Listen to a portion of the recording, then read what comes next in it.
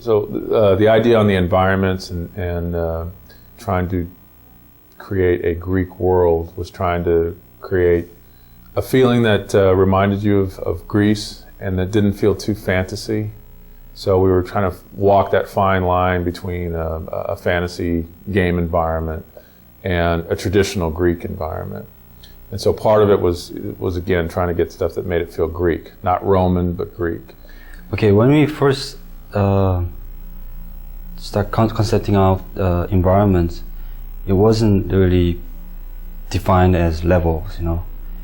We picked out the important locations such as Pandora and Athens and Hades, and all I knew is like the game should feel really big, which means there's no like cramped area. It's more like challenge against the god and like huge monsters. So the look of the environment should be like huge, you know.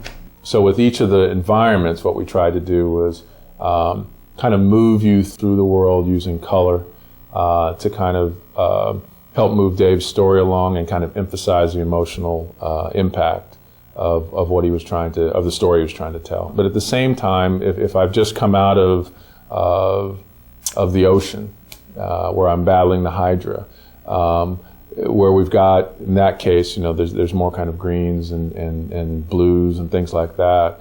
I don't want to go into that same scenario color-wise again.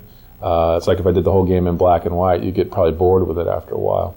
So one of the interesting aspects, especially in the Pandora section, was a lot of times you'll see multiple iterations on statues as well. And one of the reasons was that one of David's idea was he wanted those statues to come to life, whether it was Atlas or Poseidon rising out of the water. The things that were in that environment, the objects, the architecture, those types of things reflect what was going on, again, with David's story.